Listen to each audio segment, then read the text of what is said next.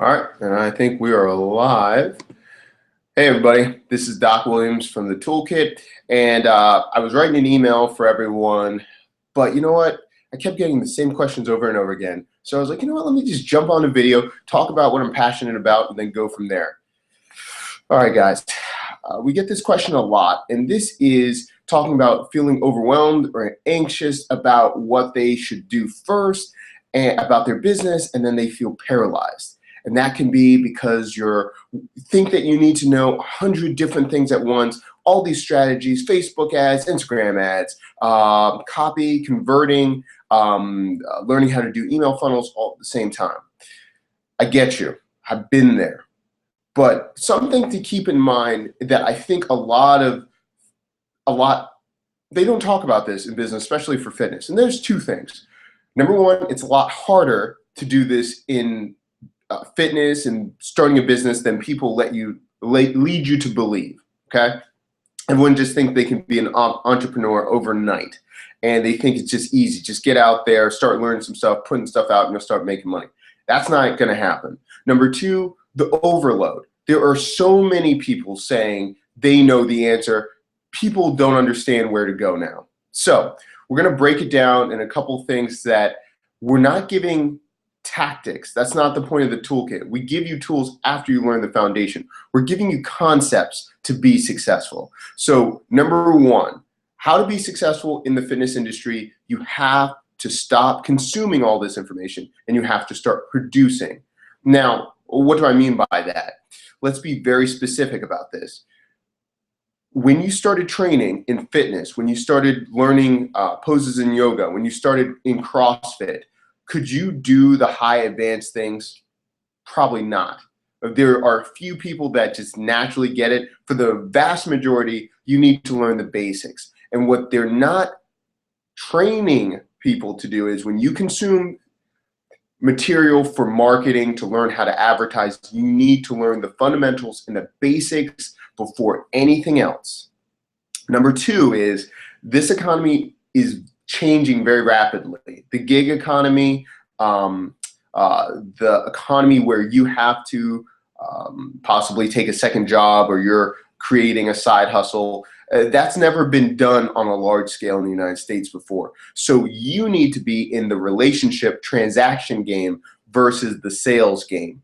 Because if you're looking for that easy win, what do I need to produce to get customers, to get that transaction very quickly, you will be sorely disappointed, and then you will be just spiraling, constantly looking for the next tactic. So number one, you have to learn the fundamentals of marketing and understand relationships before you learn any tactic.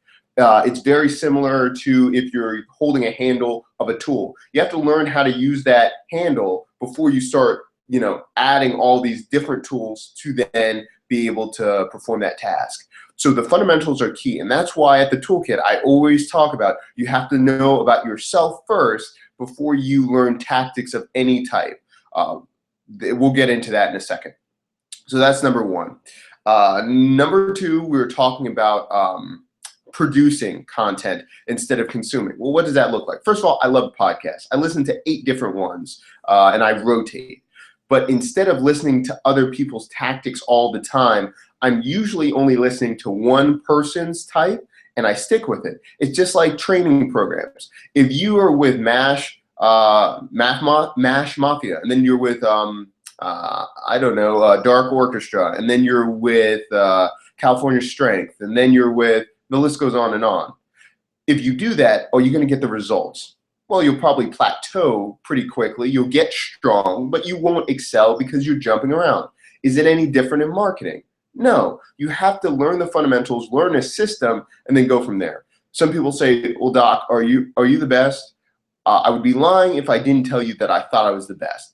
But I don't ever tell people that everyone has to follow me because my style is very different than a lot of other people's styles. I'm very much into building relationships and building an audience off of someone else's platform, giving them value, and then expanding my reach versus me building a business by myself from the ground up. And I'm very, by myself. I advocate to stay with other people as much as possible. So my style isn't the best for everyone. The second thing that I want to talk about is relationships and values, okay? If you're, well, you know what, before we get to relationships, you need to produce content that's great for you. How can you do that? Well, if you're listening to podcasts, if you're consuming so much, when do you have time to create? And when you start creating things at first, it's going to be unpolished, it's going to look ugly, similar to that like IBM commercial about I think imaginations or inventions or I think innovation. It was an ugly creature and then it turns beautiful at the end of the video. It's going to be messy. It's not going to be right the first time.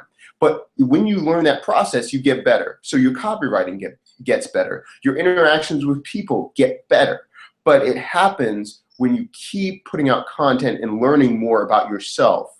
When you start recording yourself, say for instance, you're in the car, instead of listening to podcasts, start recording yourself 35 minutes, 45 minutes at a time. Start getting all that language out and then listen back. At first, it's going to be painful. At first, you're going to be like, oh my God, it sounds terrible. But that's how you sound to other people. You need to learn that so you can articulate better what you mean. It's okay to mess up.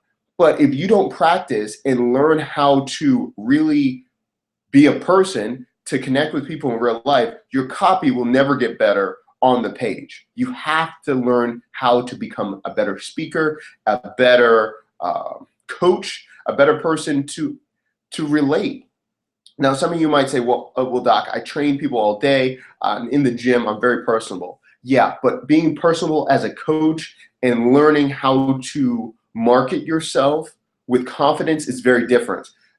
You might think about as a coach at the very first time you walked in, you might have been a little bit unsure about yourself. Maybe you thought you had all the tools, but you just weren't comfortable being with that many sizes of of the members that come into the gym or whatever. Over time, right? You see 20 people, you know how to interact, you know how to move the class and everything like that around. The same thing with marketing. Unless you're out there doing it in real time, you're not going to learn. You can read 10 books a week. You can listen to 8 different podcasts, but all you're going to feel is overwhelmed and trying to be actionable on everything that you learned. You need to start executing more, then revising, seeing what you did right, seeing what you did wrong, and then going from there. The next one is value in relationships. Now, I always talk about this. I got 4,600 subscribers in less than an hour in one day. Now that's sensational. That's that's a headline. People love that kind of stuff. I teach that later in my class, but some people are like, well, why aren't you teaching that for free? The reason I don't teach that tactic for free is it's going to be an easy win. You're going to learn how to do it, and then you won't have the foundation to learn how to grow from there. You're going to get that 4,600. You think that's great. You're going to keep trying to dial into that list. They're going to be gone and unsubscribed before you know it because you didn't learn the foundations to be able to do a tactic like that.